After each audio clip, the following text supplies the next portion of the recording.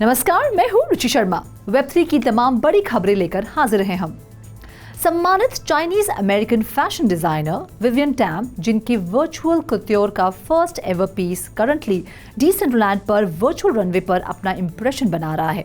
ये पीस एक मंडाला पैटर्न में popular bored ape yacht club NFT collection से 3 अवतार्स की समानता के साथ digitally embroidered virtual qipao dress है, जिसे digital fashion platform brand new vision की टेक्निकल असिस्टेंस से टैम द्वारा सावधानी पूर्वक डिजाइन किया गया है। ये ड्रेस टैम के वेब3 डेब्यू का प्रतीक है। 30 से अधिक वर्षों के लिए उसने proactive exclusive physical fashion piece design किए हैं, जो उनके distinctive East meets West style के लिए जाने जाते हैं। उनमें से कई पिट्सबर्ग में एंडी वॉरहोल म्यूजियम और न्यूयॉर्क के फैशन इंस्टीट्यूट ऑफ टेक्नोलॉजी जैसे इंस्टीट्यूशंस के परमानेंट कलेक्शन में से हैं। उन्होंने रियल वर्ल्ड रनवेज पर physical board app imprinted apparel भी प्रदर्शित किए। हालांकि वर्चुअल रेल्म टैम के लिए तब तक अनटच रहा जब तक कि अमेरिका के फैशन डिजाइनर्स की काउंसिल की 60th एनिवर्सरी को मनाने के लिए NFT फैशन पीस तैयार करने के लिए उनसे संपर्क नहीं किया गया। Tommy Hilfiger, Coach Diane von Furstenberg, Michael Kors, Carolina Herrera और विली चवाहा को भी इस अवसर का जश्न मनाने के लिए एक से एक NFT बनाने के लिए इनवाइट किया गया था। बढ़ते हैं अगली खबर की ओर। Major league baseball Candy Digital NFT startup के साथ नए 2023 सीजन डिजिटल कलेक्टिबल्स जारी कर रहा है, जो एक ऑफिशियल MLB पार्टनर के रूप में अपने तीसरे सीजन में प्रवेश कर रहा है। कैंडी डिजिटल की स्थापना 2021 में हुई थी, क्योंकि NFT मार्केट नई ऊंचाइयों पर पहुंच गई थी, लेकिन इसे 2022 के अंत में और इस साल की शुरुआत में चुनौतियों का सामना करना पड़ा। फर्म ने नवंबर 2021 में अपनी लगभग 100% टीम के 1/3 से ज्यादा को बंद कर दिया। एक सोर्स ने डिक्रिप्ट की पुष्टि की और फिर पिछले जनवरी में फैनेटिक्स ने गैलेक्सी डिजिटल के नेतृत्व वाले ग्रुप को कैंडी में अपना लगभग 60% मेजॉरिटी स्टेक बेच दिया। फैनेटिक्स के स्टाफ को भेजे गए एक ईमेल में रूबिन ने लिखा, पिछले 1 साल में ये स्पष्ट हो गया है कि NFT के एक स्टैंड अलोन बिजनेस के रूप में सस्टेनेबल या प्रॉफिटेबल होने की संभावना नहीं है। हालांकि कैंडी डिजिटल के CEO स्कॉट लॉविन ने बुधवार को डिक्रिप्ट को बताया कि फैनेटिक्स स्टार्टअप से पूरी तरह से बाहर नहीं निकला है। बाकी अहम खबरों के लिए करते हैं विशाखा का रुख।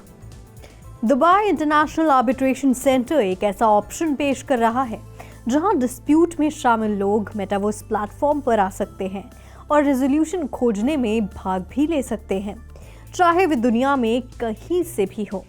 प्रोसेस डिस्प्यूट रेजोल्यूशन प्रोसीडिंग्स में पार्टिसिपेट करने के लिए सभी पार्टिसिपेट को समान अवसर प्रदान करती है, उनके रिसोर्सेज या फाइनेंशियल एबिलिटी के प्रभाव को भी कम करती है। DIAC के chairman doctor Tariq Humaid AI ने कहा कि ये नई पेशकश दुबई की ग्लोबल मेटावर्स हब बनने की आकांक्षा के अनुरूप है। ये लीडिंग इंटरनेशनल आर्बिट्रेशन सेंटर के रूप में DIAC की स्थिति को मजबूत करता है, विवादों को हल करने के लिए इनोवेटिव और नोवेल मेथड्स की पेशकश करने की हमारी क्षमताओं को बढ़ाता है और विवाद समाधान के लिए अल्टीमेट ग्लोबल डेस्टिनेशन होने की हमारी विजन को दर्शाता है। पिछले साल DIAC ने इंटरनेशनल बेस्ट प्रैक्टिसेस के अनुरूप नए आर्बिट्रेशन रूल्स पेश किए और डिस्प्यूट रेजोल्यूशन हब के रूप में दुबई की स्थिति को और मजबूत किया। कॉर्पोरेट गवर्नेंस और ऑपरेशंस में सुधार के साथ साथ Q2 2023 के दौरान एक नई रणनीति शुरू की जाएगी।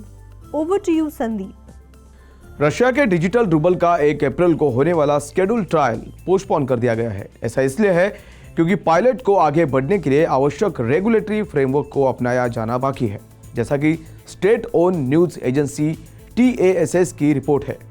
रिपोर्ट के मुताबिक CBDC यानी सेंट्रल बैंक डिजिटल करेंसी से संबंधित कानून को आने वाले महीनों में रशियन स्टेट डूमा द्वारा अप्रूव किया जा सकता है और इसके मई तक लागू होने की उम्मीद है। रशिया में डिजिटल रूबल के लिए इस ट्रायल पीरियड में 13 बैंकों को शामिल करने की योजना है। रिपोर्ट में यह भी सुझाव दिया गया है कि पार्टिसिपेट करने वाले बैंकों के कुछ एम्प्लॉयज रशिया की सबसे बड़ी इंश्योरेंस कंपनीज में से एक इग्नोस्ट्रैक CBDC रिटेल पेमेंट्स के लिए टेस्ट पार्टिसिपेंट्स बनने के लिए तैयार है। वे डिजिटल रूबल के ट्रायल में शामिल होंगे। डिजिटल रूबल का पायलट रन शुरू होने के बाद ये selected individual CBDC retail payments की इफेक्टिवनेस और एफिशिएंसी को टेस्ट करने वाले पहले लोगों में से एक होंगे। अब बढ़ते हैं अगली खबर की ओर। Popular blockchain game Axie Infinity के पीछे कंपनी स्काई मेविस ने खुलासा किया है कि 4 गेमिंग स्टूडियो रोनिन नेटवर्क के टॉप पर गेम को बिल्ड और लॉन्च करेंगे, जो अपने खुद के नेटिव गेमिंग इकोसिस्टम के क्रिएशन को बढ़ावा देगा। कॉइन टेलीग्राफ को भेजी गई एक घोषणा में स्काई मेविस ने इस बात पर प्रकाश डाला कि उन्होंने 4 गेमिंग स्टूडियो के साथ भागीदारी की है, जिसमें डायरेक्टिव गेम्स, ट्राइब्स, बाली गेम्स और बॉल.io का नाम भी शामिल है। इसके अलावा टीम ने रोनिन ब्लॉकचेन को एक delegated proof of stake consensus mechanism में शिफ्ट करने की भी घोषणा की।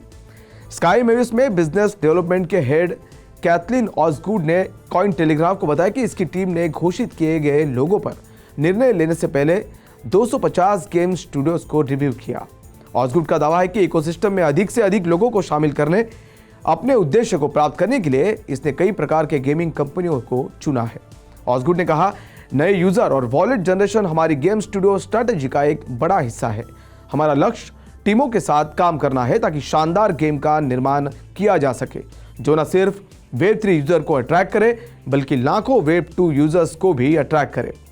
तो आज के लिए बस इतना ही। ऐसी वेब 3 से जुड़ी सभी खबरों को लेकर हम आपसे फिर मिलेंगे। तब तक के लिए देखते रहिए 3.0 TV।